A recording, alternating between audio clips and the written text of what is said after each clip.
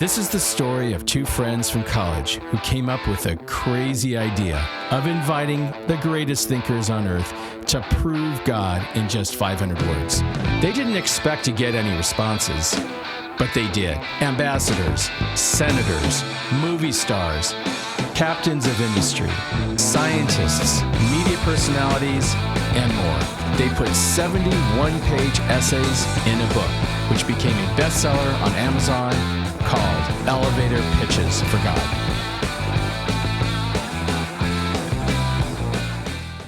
Or Neil Armstrong on the moon. Looking at this amazing sight of Earth, I dedicate this all to godlessness.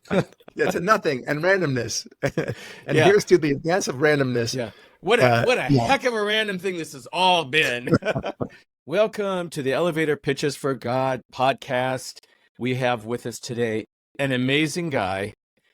This is Barak Lurie. He is one of our esteemed authors who wrote in the book Elevator Pitches for God. This is 70 one-page essays. We asked everybody to prove God, but we only gave them one page, 500 words.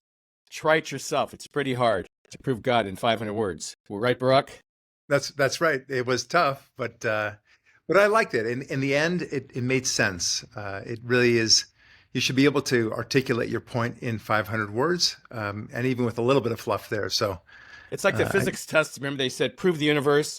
You know, your chest is in front of you, your blue book. Go. You got 1 hour, something like that. Exactly anyway, right. I want to introduce my guest. He was an honors graduate at Stanford. He went to the Anderson School. He got into the JD MBA program at UCLA, and I went to UCLA. Let me tell you, I think this was harder to get into than med school. I know we used to worship the people that got into the JD MBA program because I was an undergraduate when they came out with that. So congratulations, Kol HaKavod on that. Thank you. He is the author of a series of bestsellers, and I'm going to read them to you. Atheism Kills. It was a bestseller, instant bestseller about the dangers of godlessness. His second book, Rise of the Sex Machines, about how godliness is destroying relationships, also became a #1 bestseller. Atheism Destroys, Volume 2 in his Atheism Kills series, also reached #1 status. His latest book, Keeping the Kids All Right, about how parents can ensure that kids never fall prey to the new woke culture. And that's, get to them first. It was his kind of theme on that, and I'd love him to go into that a little bit more. And Atheism Steals, is coming out late 2024. Is that still right? That's right. That's the plan. It might be very early 2025, but it's probably going to be after the election. So smart. We're all a little preoccupied with that. Okay. Exactly. Barak is managing partner at Lurie and Kramer. It's an LA-based law firm, not to be confused with Kramer and Kramer, which is a good movie with Dustin Hoffman. And he lives in Las Vegas with his wife, Stacy, 3 kids. He's a vegan, right? That's right. Which is why he looks so terrific. I'm a vegan too. Did you know that? No, I did not know. No, except when I eat meat, though. Oh, right. That's right. That's the exception. That's true. And you also mountain bike. Yeah. That's my big thing. I love it. I love mountain biking. Right. Yeah, I did mountain bike for a long time. Anyway, it's a lot of fun. So anyway, well, welcome, Barak. Do you want to tell them how I have a lot of respect for you, as you know. I really admire this guy. And the reason I admire him is he came from nothing. He came from the opposite end of the spectrum. He became his essay is called, we called him a former atheist. He's also, by the way, I forgot to mention, he has such a long list of things. He has his own talk show in Los Angeles on Sunday mornings, right? I did until about a year ago. I just didn't have enough time. I needed to devote time to the kids and such, and then my writing. And I ended up making a lot more TV appearances. So with all that, my TV appearances were really sucking the time out of me. Okay. So I had to give way. Okay, awesome. But anyway, He started off as an atheist, and he worked his way towards belief. How did you do that? Because everyone's so stuck with their tribe, their camp, the atheists. How did you get there? It's an interesting thing. I was in college and would always found myself engaged with the very religious folks on campus. And I really wanted to understand them. I never mocked them. I always really wanted to understand why they could be so believing in something that you can't touch or see or hear, and that there was no proof of. Why? How could you believe that? And I really wanted to understand them. They never really gave me very good answers, I have to say. A lot of them were Christians, and as much as I admire Christians, a lot of them would answer by saying, well, you just have to believe and take that leap of faith, and then you'll find God that way. In their case, they would find Jesus. But that was not satisfactory to me. That was just circular. But it was in philosophy classes where I came to realize that you cannot have free will without a creator, some sort of creator, that gave it to you. Explain that. Yeah, I mean, free will is something that cannot come about organically. It's not a biological process. You can't, even if you believed in true evolution in every sense of the word, free will would not appear as an evolutionary step in the same way, let's say, an arm would appear or an eye would appear. Free will is that sense that we are responsible for our own actions. And so in philosophy class, you learn this. This is kind of a basic truism that after many years of study on it, you come to the conclusion that free will means that a creator gave it to you. Any serious atheist will tell you that there's no free will.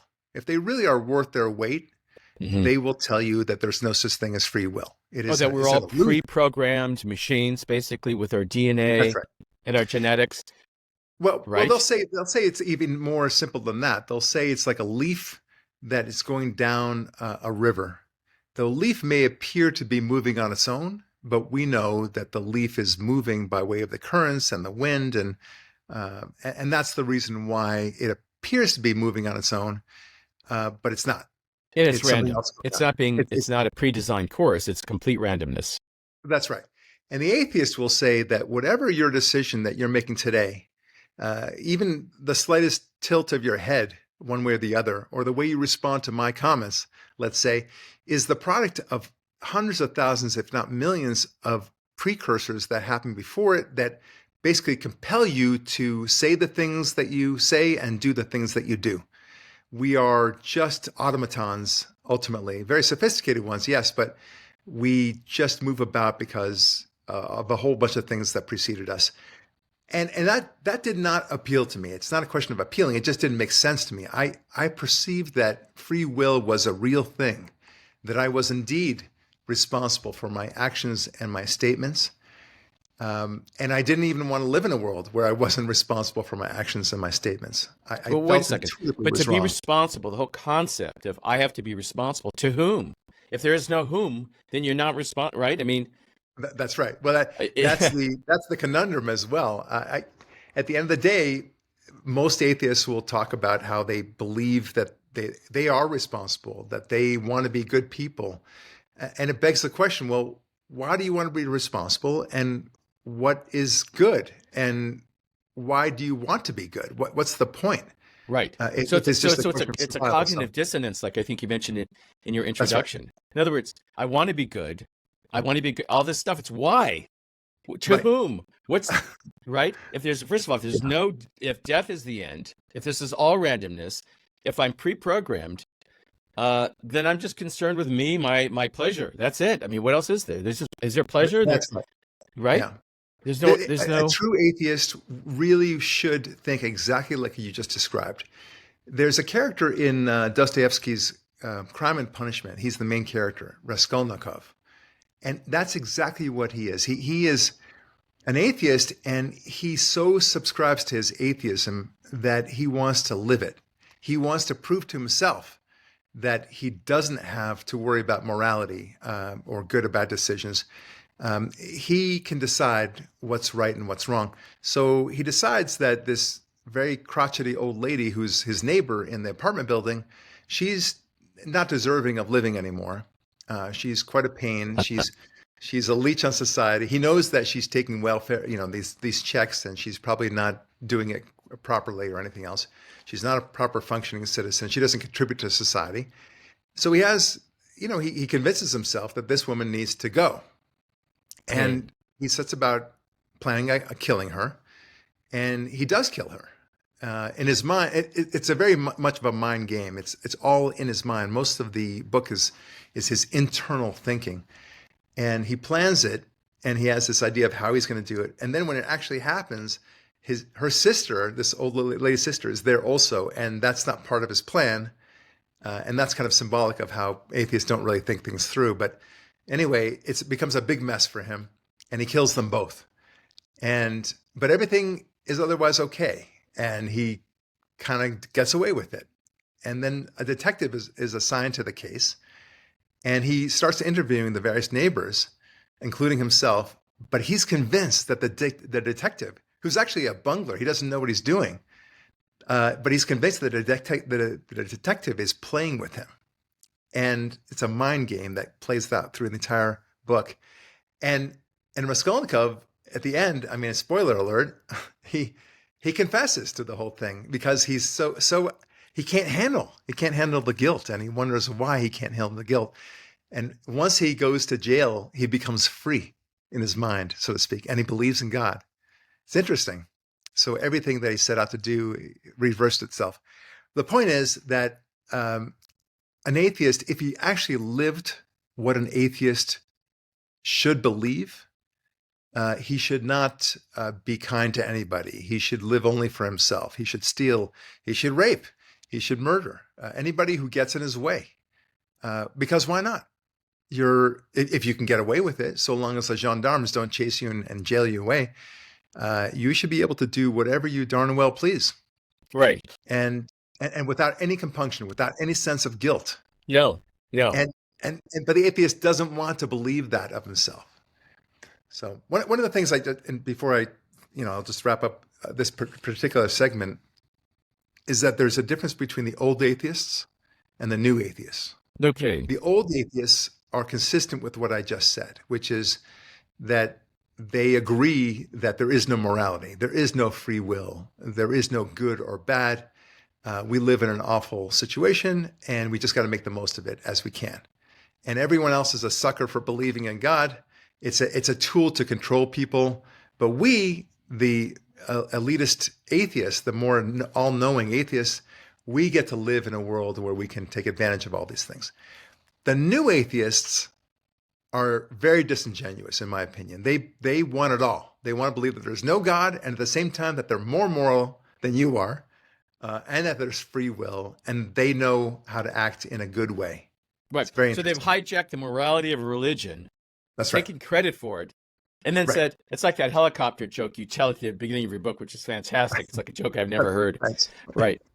The most controversial thing I ever posted on Facebook was like a Prager University 5-minute video, which if you haven't seen it, terrific, in which Prager says, the title of it is, "If there is no God, murder is not wrong." Okay. I got more hate. I mean, it went on. I had 100 comments, and I usually didn't get any no. I was like, who's reading this? And I went to you have some tapes, you have some talks on YouTube on Atheism Kills. And I always like to read the comments. And man, you got some hate out there. In fact, I had them pulled up. We don't have to talk about them now, but I mean, I was just having fun reading all the comments. Yeah. In your introduction, by the way, one of the best essays I've ever read. Just buy the book for the introduction, Atheism Kills. It almost irritates me because it's so compelling and it's so important that you think I have to fight this every minute of every day. And just to give people a sense of where he's coming from, you're very clever. What Barak does, I love this man. Alan Dershowitz did an essay in our book, Elevator Pitches for God. And Alan, I know, has been growing. I mean, I know Prager talked to him over the years, and he wasn't quite there yet. But he took a clever approach. He came at it from the reverse, and he said, basically, not believing in God or some creator or whatever, that this is not, put together with any intelligence is really stupid. I mean, he came at it from that. But what you did was similarly the same thing, where you said, forget believing in God. I mean, here we wrote this book. We went through all this trouble to write this. Where's the book? To help people believe in God, because we were struggling with it. And, like you said, it's invisible. And here's the book again, another shameless plug. But what you did was you said, forget about believing in God. Let's just look at the societies that have adapted atheism. let's go That's that right. far and forget about God. And then you'll say, it is such a disaster. It is so horrible that even if you don't know anything about God, whatever it is, I mean, call it, maybe you believe in subatomic particles that create intelligence and morality. Fine, great, we'll take it, because the alternative is so, so bad. So why don't you talk about, first of all, I bet most people don't even know, because I'm sorry, this is an alternate speech, but we grew up so brainwashed. I mean, Yeah. I went to UCLA. God, oh, that's archaic. That's so outdated, and it's so ridiculous. And the Crusades, they all say the same thing. The Yeah. Inquisition, look how bad religion is. They chase a religion from the classrooms. They chase it from your thoughts. And there's no arguments on the other side. And no one knows how many people were murdered. I mean, under the name of godlessness, atheism. Yeah. So why don't you talk about that? It's a fascinating area. And I remember when I was in college, I decided to do my thesis as an atheist to prove that religion has caused more deaths and mayhem than anything else. Forgive me for interrupting, but Rabbi Yeah. Kellman, who wrote the outgo of this book, our book, Yeah. he did the same thing. He was at Harvard, running around the world, trying to prove all the complete dishonesty, or the complete lack of truth to all the religions. And sure enough, he ran into it. And you can read his story, but it's fascinating because he went, when he hit the Abrahamic religions. It's like, I can't. 3 million people saw this going down. It's hard to fake that, right? Okay, go on. I'm sorry. It's hard. Yeah. And so, I mean, I'm doing the research on this to prove my case that religion is an awful thing. And I'm realizing, wow, I'm 100%, 180% wrong on this. No, it's not 180%, 180 degrees wrong on this. And it was so obvious that I was wrong about it that I was embarrassed. It was like me saying that gravity pulls things upward instead of downwards. I mean, you could just test it, just do it. Because you've never heard it. None of your teachers, right? Here you're at Stanford, you're in honors.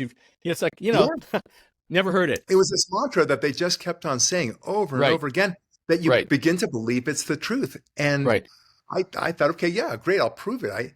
And then I began to realize how wrong I was on that. That didn't make me a believer, but it did make me realize I was wrong on that very critical point. And then I began to think, well, maybe religion is a good thing. Maybe the societies that advance Christianity and Judaism are good for civilization. And I began to just do the numbers. My first chapter, as you probably know, is called Murder by Numbers. And it's actually a riff on the Sting song. So, which I always sounded familiar. Yeah. And it's so compelling, the numbers that come out of atheism, atheistic governments and such, that it's just impossible to refute. I try to make it as to the point, non-biased as possible. It's just so compelling. It's 100% correlation that where atheism became the center, the cornerstone of a government, horrific things happened. It was never a good thing, never. So whether that's Castro or Mao or Stalin or Hitler. So how did these people respond to this when you present it? And it's very easy to do that. They say two things, and both of them are wrong. One is that they say Hitler was a Christian, and he hated Christianity. Absolutely hated it, and the evidence is overwhelming. You can see how much contempt he had for Christianity. It's hard to hate Judaism on the one hand and yet also love Christianity on the other. There's a cognitive dissonance there too, at least to that extreme. And so he hated it. He actually preferred what he called Mohammedism, Islam. And he said that he really respected Mohammedism. Isn't that interesting? Anyway, he was truly an atheist in every sense, the way we think of an atheist. Some people will quibble and they say, well, he was a pantheist. I don't care. He rejected the Judeo-Christian God. How about that? Yeah. He rejected it. He was he believed in survival of the fittest, the superior race, the great, the Wagner he played, the great Germanic superiority of race. Right. I mean, he was totally, what's that? That's it's survival of the fittest. I mean, he echoes the same thing that a lot of atheists say today, which is that religion is holding us back. We need to move forward, and he will be the leader to take us into that great forward future. if they actually saw the similarities, it would be very frightening. So that's one thing on fascism. On communism, because we're talking about Mao and Stalin and Pol Pot, of course, and Castro, these and Ceausescu, they'll say that atheism was not an integral part of communism, and it was communism that killed everyone, because they have to acknowledge that, not the atheism part of it. And that's like saying, I don't know, that a car moves not because of its engine, but because of its wheels, or because of its chassis underneath, or it. That is the essence of communism, was atheism. And all the great philosophers who are dissidents will say the same thing. Atheism was the core aspect of communism. Solzhenitsyn said this, and he knows a lot more about communism than you or I do, or any atheist. So that's what you can throw. So now, this is the frustrating part. This is where it really gets sticky, because you present these facts to these atheists as I was presented to myself, and I changed my mind. I thought, okay, well, that's a very compelling argument. I guess I was wrong on that, and now I'm going to advance and take the other position. So I think, reasonably, that other people will be equally compelled the same way I was. But there's something going on, Ron. It's very bizarre. There's a big wall for them, and they just can't get past it. You show them, it's amazing. Yeah, and they'll believe in the craziest things in order to stay in that position. And you and I have spoken about this before. Yeah. And the question is why? Why is it that they're so stalwart about that position? I have a conclusion. I love this. Now we're diving into, like, we're peeling the onion back and getting into what's the psychotherapy of what's the psychological, what is it? Because that's really, and if we can figure that out, that could really help, because you're absolutely right. I mean, I'm reading part of comments. the answer.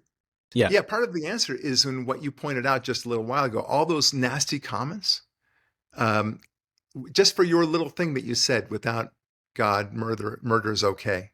Right. I think that was the gist of it. And why would they, they could say, I don't know about that, buddy. And that's about it. But instead, what they did, and I'm positive about this, Ron, you can tell me if I'm wrong. They went to your character. You said they said you're an idiot, you're Bible thumping moron, that sort of thing. Right. Yeah. A unicorn chasing. I mean, I was reading all this stuff, and it's like, wow. I mean, where's the hate coming from right now? It's the hate is palpable. And Dennis really Prager says the same thing. He says he's never been. He gets a lot of hate emails. I mean, he's obviously very well known. He gets a lot of hate emails for this or that position.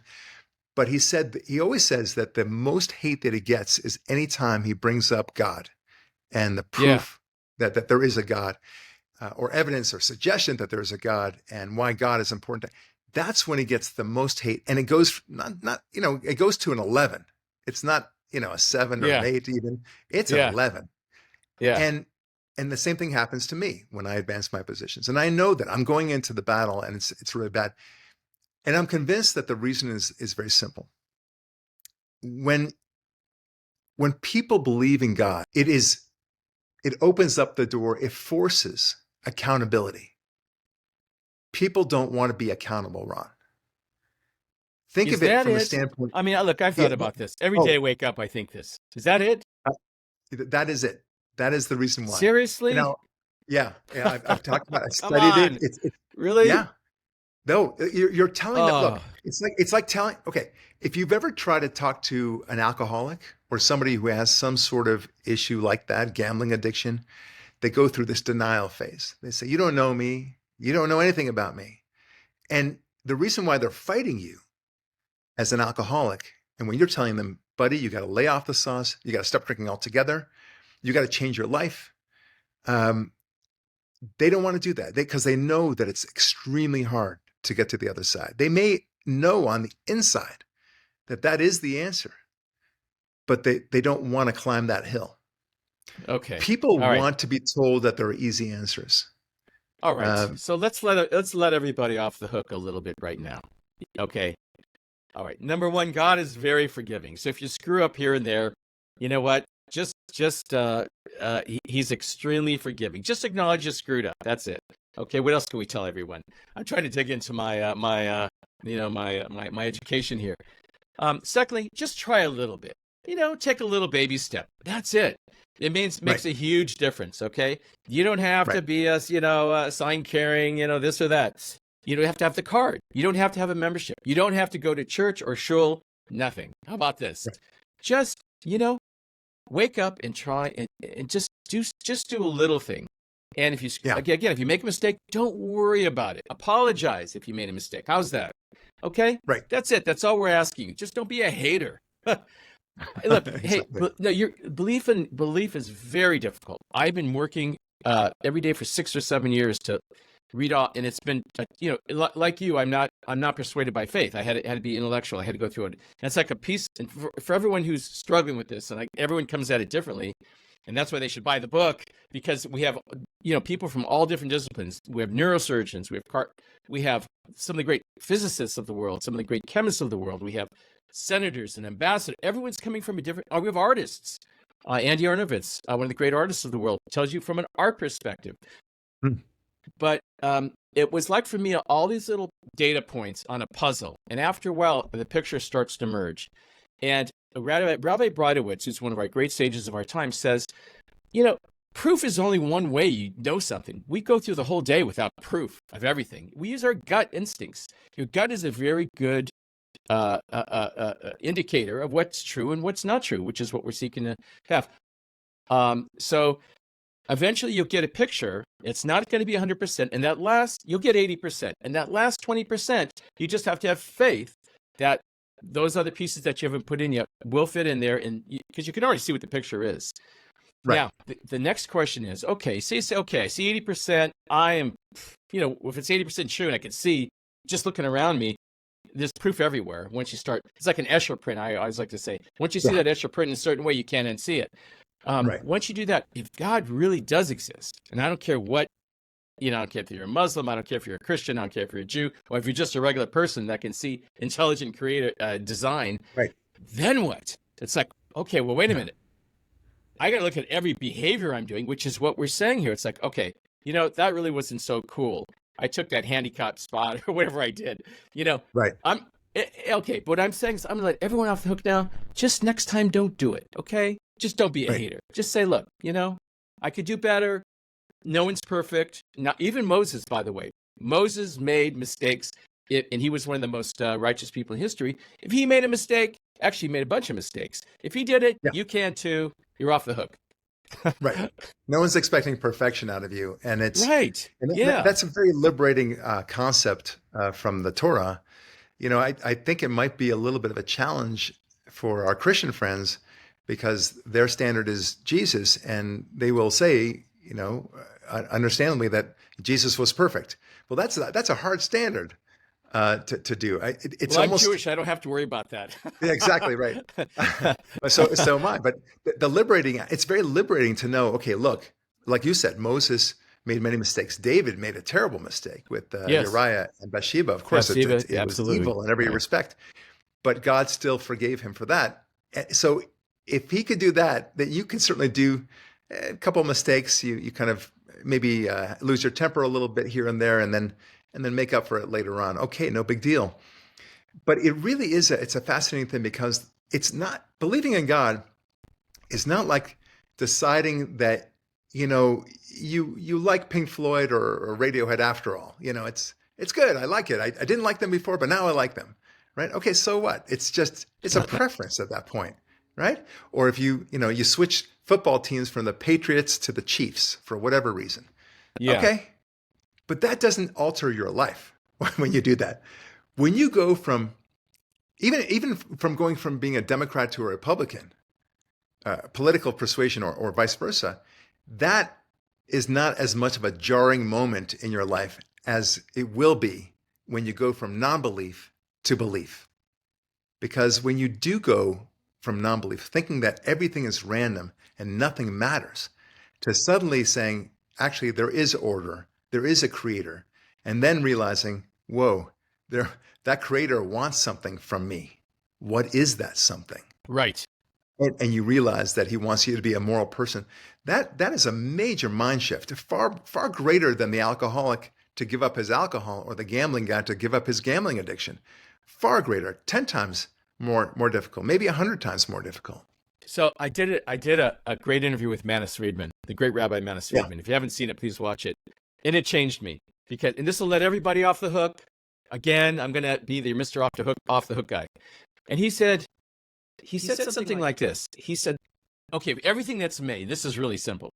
Everything that's made, that clock on the wall, these cabinets, your car, has a reason. In other words, nothing's created for no reason. Okay. Yeah. We don't create. First, you come up with the reason. You go, oh, I need something to solve this problem, and then you make it. It doesn't happen the other way. You don't make something, a mosquito, and go, oh, now what was this for? Obviously, there was a reason for the mosquito. What that is, I have no idea. And he says, so before we talk about any of this, why am I here? What's the reason he made me? If I don't know this, forget it. Let's not talk about any of this. So he backs it all up, because I was asking him all these questions. He just threw them all out the window. And you go, okay, so why am I here? And his answer was, and I really pressed him on this and made him give me examples, was because, on one hand, God needs you. He needs you to do what? Okay, why did he make it? Because otherwise, he doesn't really need anything. Okay, God is complete. And this is theology, this is philosophy, religious philosophy, whatever. But he doesn't really need anything or anyone, but he made us because he did need something. What does he want? He basically just wants to hang out with us. He wants to love us like a parent. Like he gave this example. You don't need a wife. Okay, you're a complete guy, Barak. You're an amazing guy. You could be fine without a wife. But guess what? You're better with a wife. If you have a great wife, now you're better, right? So you didn't need her, but you're better with her and you want to be with her. You want someone to hang out with, and he likened it to that. And what it does is it causes me to relax and go, look, there's not all this pressure.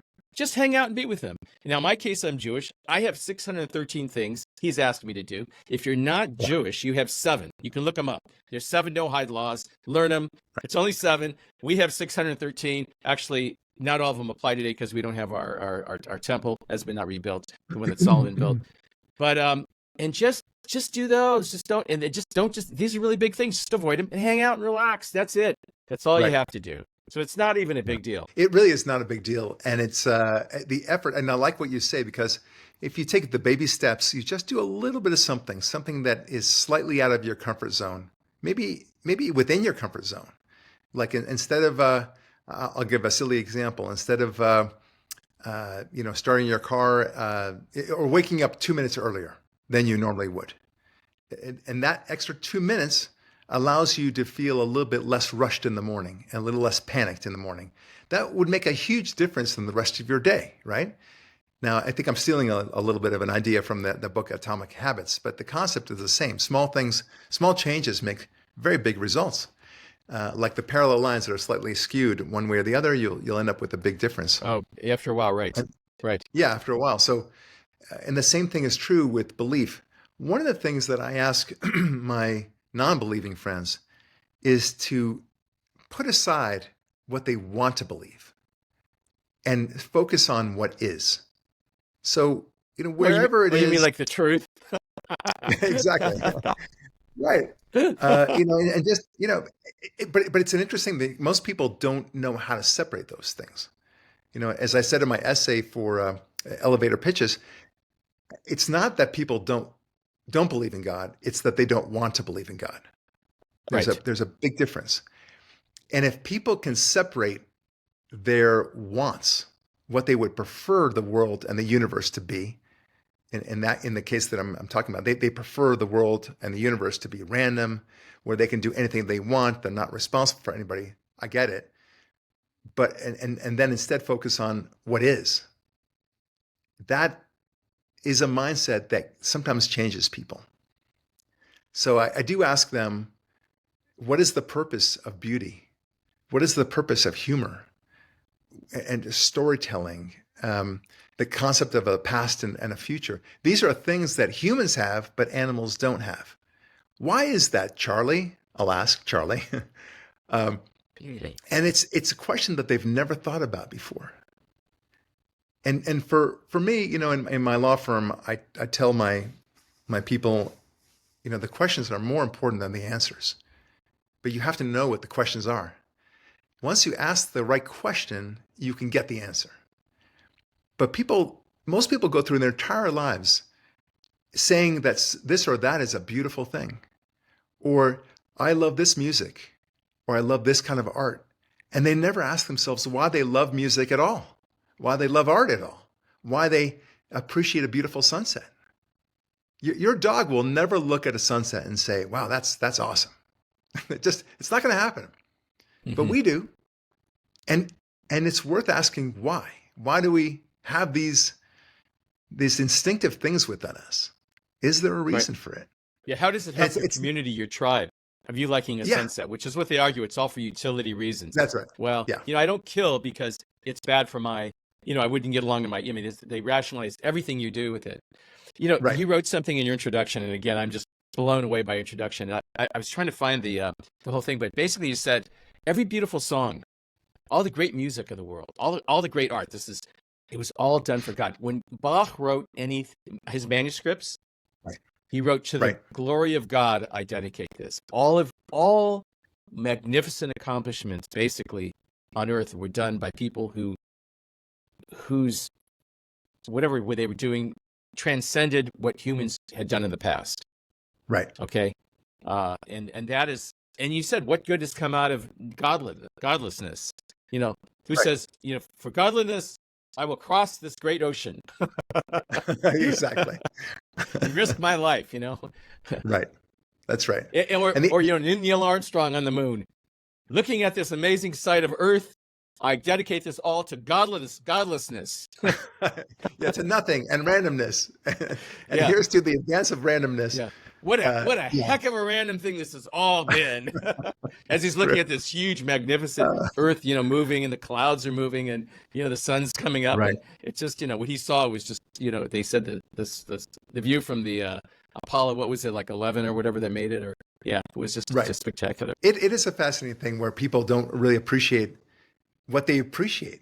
They love living in a world that God has produced, and the civilization that has been built on Judeo-Christianity, but they don't want to give credit to the Judeo-Christianity. Right. That's the cut flower thing. Why don't you tell them about the cut flower theory? Yeah. Oh, cut flowers. It's not my idea. I forget who brought it up, but the idea is that you can cut a bunch of roses or flowers and deliver it to your girlfriend, your wife, and they look absolutely beautiful. They really do. And they may last a little while, for a few days, without the soil. But we all know they're going to die. We don't expect these roses to live forever. They're dead. They're going to be dead in 3 or 4 days, 5 if you're lucky. And yet, when it comes to Judeo-Christianity, civilization itself, if you don't believe in God, okay, fine. And even if the whole country doesn't believe in God anymore, we'll still have the manifestations, the apparent appearances of a great society, a society of free speech and getting along and law and order and such. But it will die. It won't be that day, but it will be in 1 generation, maybe 2 if you're lucky. And you pointed to Europe, which is a great example. If anyone wants to know the future of where this is going to go, just look at Europe. Because you could say, you said, people get along and they'll be very tolerant and everything.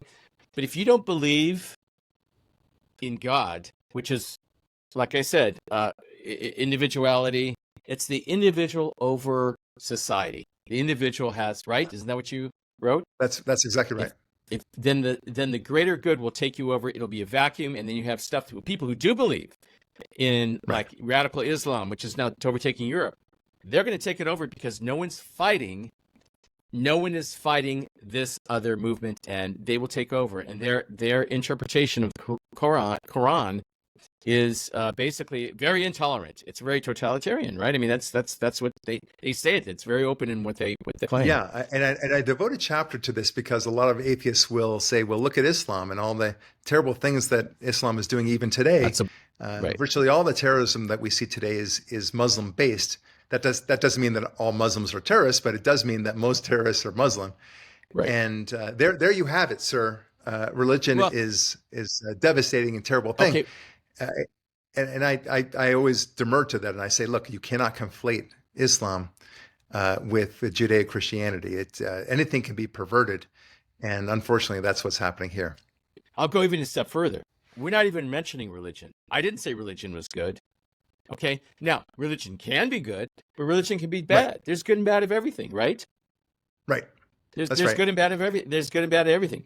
I mean, you can have, I don't want to get into the details of it, but I mean, there's good killing and there's bad killing. There's killing in self-defense, which is good, and there's killing, which is bad, which is called murder. Okay. And when it comes to religion, I think our book, we kind of unwound it and re-engineered it and said, let's go back to the beginning. There's you and there's a creator.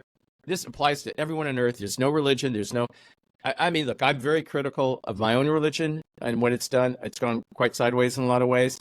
I think a lot of churches have done the same thing. We don't get the Catholics started on Catholicism. I mean, if you I know when Dennis had a show many years ago, Religion on the Line, he said, every Catholic just called it hating on their Catholicism. Whatever. We're not talking about that. This is non-religious. It's between you and your maker, and that's it. 7 no-hide laws, 7 laws, basically, which are like the 10 Commandments. Just start there.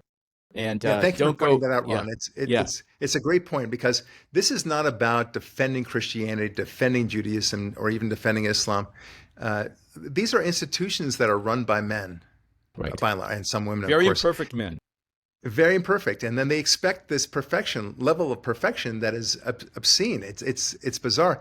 They don't expect this level of perfection among judges or police or even firemen, for that matter, or dentists. But when it comes to the reverends and the rabbis and the priests, everyone's got to be perfect. Everyone's got to say exactly the right thing. Otherwise, they dismiss the whole thing. Your point is a very good one, which is figure out whether there's a creator at all. That's it. That's step number one. And then ask the question whether that creator is the same God of the Bible. And exactly. I've been saying this to everyone. I say, look, that first step, intelligent design, I mean, just listen, again, our book, the book, and I just want to mention again, Elevated Pictures of God. You'll read scientists, and there are people who read this and go, Ron, I got to page 34. I read the essay and like, okay, I get it. They're so compelling. In 2 minutes, you'll go, I get it. Okay. Intelligent design, not hard to accept. Okay. The big leap, I think, and is, okay, there is a creator. This is intelligent. I get that. But is that creator the same one who presented himself supposedly on the Sinai Peninsula in 1313 BCE, so 3,300 years ago, to this group of newly liberated slaves called the Israelites, 3 million of them. Plus, there were the mixed multitude that came out of a lot of Egyptians came out with the Jews. They were like, no, we saw what happened. We're with this group and this God. This is the one, not that other Egyptian gods. Yeah. They came out with him. And there were also, there were villages around. A lot of people saw this go down. I think the Hare Krishnas even claimed to have been there. And by the way, of the 3 Abrahamic, actually 4, Buddhism, Christianity, Islam, and Judaism, all believe that happened. No one has said, we don't think that's happened. So we're talking about billions of people, more than half the world believe this has gone down. Yeah, but look, even so, and I always say this, I know that there's a creator, and I believe that creator is God, the God of the Bible. The God of the Bible. Things. And that's the second, and that's harder. That's my point. My point was, it's definitely harder. That's the harder leap. Okay, right. Yeah. But okay. I believe in a creator for very different reasons why I believe that creator is the God of the Bible. They are completely different subjects in college, so to speak. Oh, completely. Go ahead. Tell us why. Yeah. So the reason why I believe in God of the Bible is legion, and there's many, many reasons there, not the least of which is that the people of the Bible are so imperfect. And it makes no sense in context to the literature of the time. Everything was completely different at the time. And then concept of it also makes sense that there was morality associated with it. And then, of course, as Mark Twain said, that the greatest reason why he believes in God is the continued perseverance of the Jews, that they exist at all is a good enough reason for him. And there are many other reasons. I mean, I can go into litany about that, but really, the bottom line is once you establish that there's a creator, it does make it easy to then say, okay, what does that creator look like? What does he want from me? And ultimately, the good news is other people have kind of figured this out and perhaps you can learn from them. And I have learned tremendous amounts from the sages of the past and some of the great wise people from today, including Dennis Prager. We've mentioned him quite a few times already. But there's a lot of wisdom in all that. And then my own reasoning of it. Look, my thing, Ron, is that I will never write anything that I think other people are writing. There's plenty of, as a radio show host, I never speak the same way that other talk show hosts will. I'll always try to present something different. If I don't have something different to say, then why am I even speaking in front of a microphone? People don't need to hear the same thing being echoed by yet another talking head. But if I've got something different to say, yeah, I'll do that. And I do have something very different to say, and that is about the dangers of atheism. I'm the guy that tells you, here's what happens when you don't wear your seatbelt. I'm the guy who tells you, here's what happens when you eat really terrible food. Here's what happens when you smoke.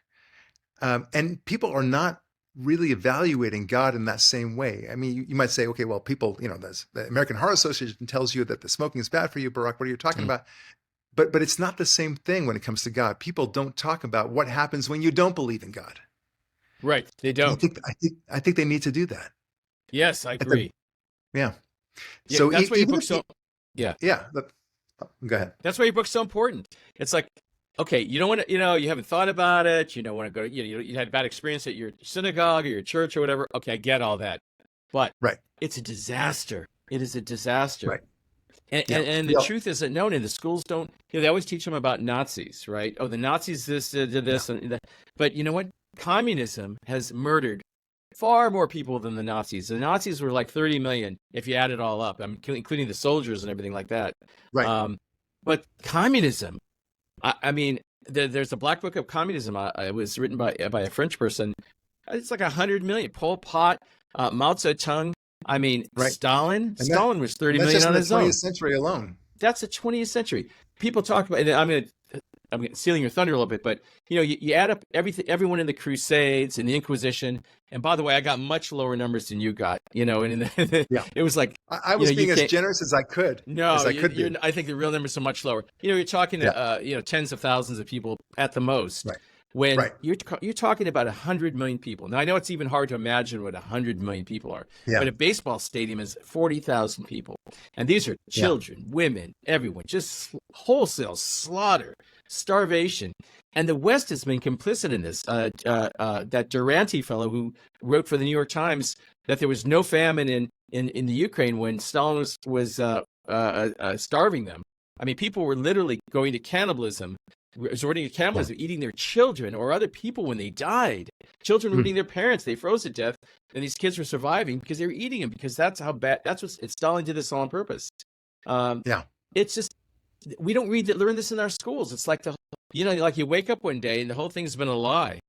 I mean, there's so much nonsense we've been trained and taught. You have to unlearn this junk, which is why your other book on the children, what's it called? Keeping the Kids All Right. Keeping the kids all right is so important, because they're going to get this brainwashing. And after a certain period, I have friends, it's like you can't talk them out of, That's right. You can't talk them out of anything. It's just like, oh, that's what they believe. It's like a religion, no, that didn't, the analogy I make is to clay, right? When you and I remember when we went to art class in third or even second grade, and it was fun to play with the clay, and you get this nice wet clay, and you can shape it the way you want to and everything else. But then as it gets harder, it gets a little harder to shape, right? And on it goes. And then one day it's completely hard, and you have to pour a lot of water onto that to get it back to that kind of malleable phase, right? And God forbid that it gets the glaze, right? Yeah. And right. if once it gets glazed, then there's no turning back. There's no turning back.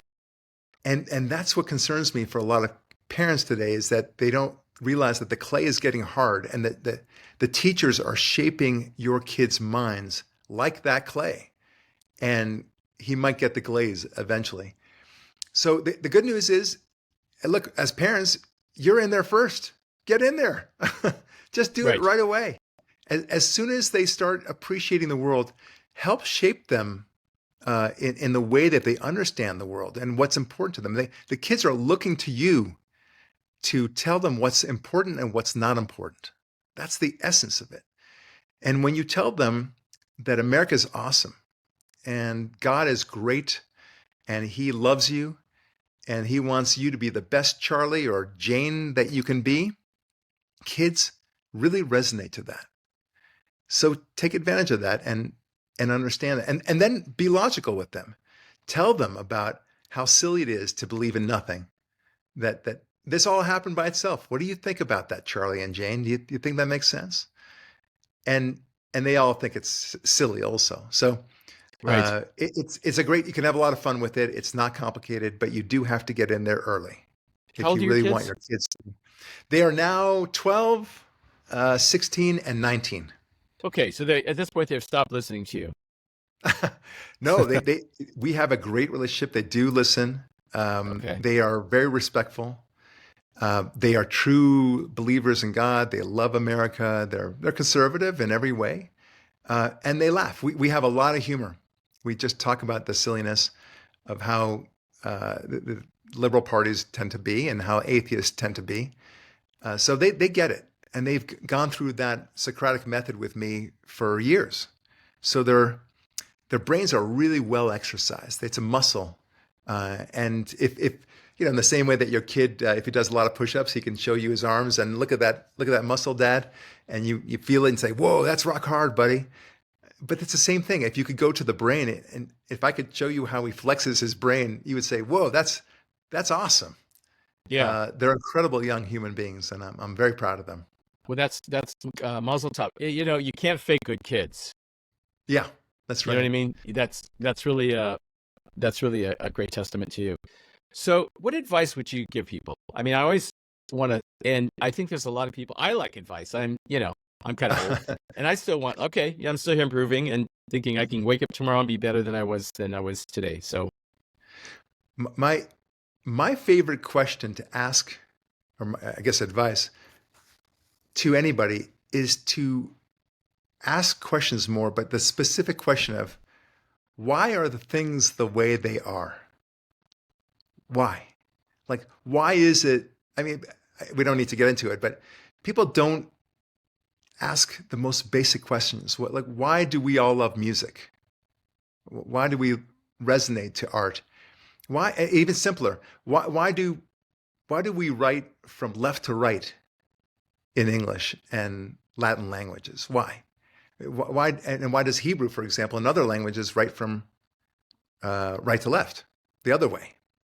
There's a reason for it, but you have to be curious and you have to ask these questions. Now, the last one is not necessarily God related. It's more functional. I get that.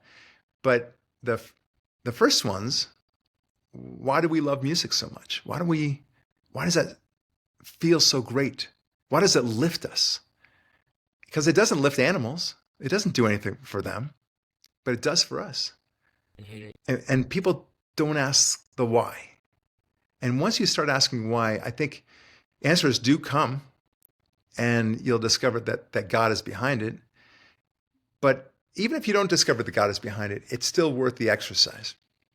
So that is my number one bit of advice, because everything else flows from there. Why is it that here's another example. You might have a colleague at work that you just don't want to hang out with him at all. You just don't. And I would ask the question, why do I not want to be with Billy? What is it about him that I dislike so much? And then you figure it out.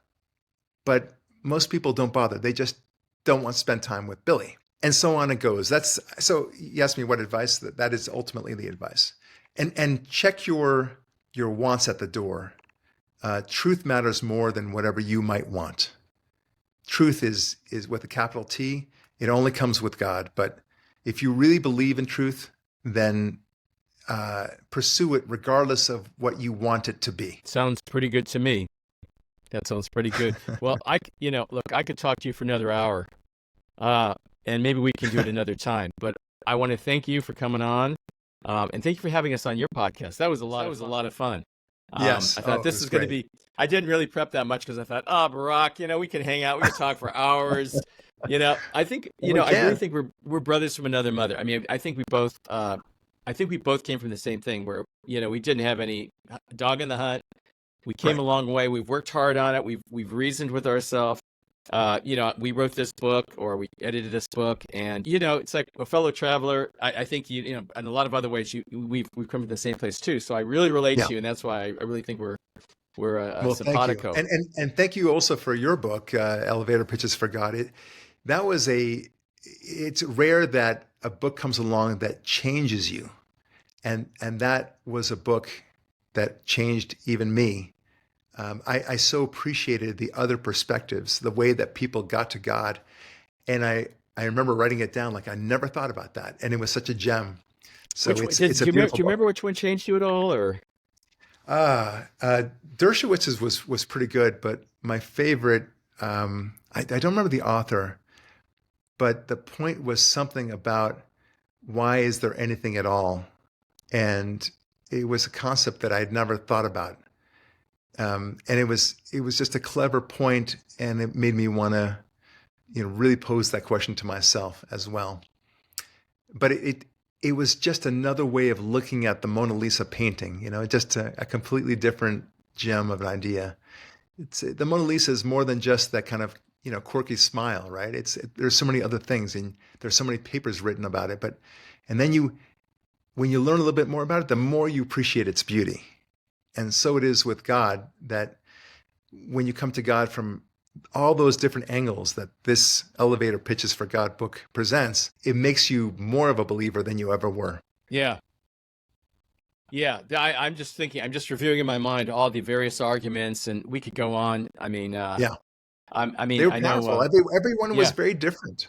very, very, Everyone. very different. Right. Yeah. It actually helped I believe my marriage a lot in that, one of the authors, Idie Kay, who's an educator, she compared the metaphor of a romantic relationship between you and your wife with that between you and the Almighty. And that, Right. she said, if you can say after many years of marriage that I know my husband or wife as well as I did on the first day I met him, you've done terribly, because what we're here to do is to get to know your spouse. Every day you wake up Right. looking at their aspirations, their fears, their wants, their needs, their desires. Every day you learn about them, and you become so much closer to them because you know them. You become one. And it's the same thing with the Almighty. It's like, well, I didn't Right. know anything about it. And now Right. I study many hours of the day. And by the way, once you start opening, we know a lot. Okay. There's a lot, there's some things we don't know. And they're Right. mysteries, why do bad things happen to good people? And there's explanations by that for that. There's very good For sure. explanations, actually. Once you read They them, you go, will, oh, in okay. particular. Yeah, you don't know the end of the story. And here's a real quick one. If you were a little kid looking at an operation, you didn't know any better, you'd say, hey, they're killing that man. What are they doing? You don't know that That's a good sometimes point. bad things happen. And there's, okay, now when people die, that's bad, right? But like little kids that get cancer, horrible. Why would a good God do that? But you don't Right. know. Is that soul? There's a belief that one of the axioms of Judaism, or that is in the Old Testament for Christians, is that reincarnation, and that sometimes a soul doesn't complete on their journey in their lifetime what they needed to complete, their mission or whatever. So he brings Right. back the soul, they complete it, and they're done. They don't need to go Right. any further in their lifetime. And so we don't Right. know. Have some humility and admit you're not God. You don't know That's everything. right. You didn't make the eye. You didn't make the ear. Once you make your own eye from ex nihilo, from nothing, Right. then we'll talk about it. That's true. But you don't know. So have a little humility. But most of the stuff that we do understand is in that I study, which is the Tanakh, which is 2/3 of what the Christians also have in their canon. It's Right. mind-blowing stuff. We know a lot. Right. We really do. Yeah. And it's a lot of fun to read it and go, wow, I didn't know that. So anyway, so Yeah. I better wrap this up because we can keep talking. You're an athlete. You're a gentleman. I love you. Please let's talk again. I would love that. There was so much to talk about. There's so many sides of God to talk about. It's so enriching, and so many questions as well that always need to be explored. And thank you for all that you do, and thank you for the great book. Elevator Pitches. I'm crazy about it. I've read it twice now, and I'm gonna read it a third time again. It's just one of those books that you want to read Awesome. again and again. Yeah. Okay. Thank you, Barak. All We'll right. talk soon. God bless, Ron.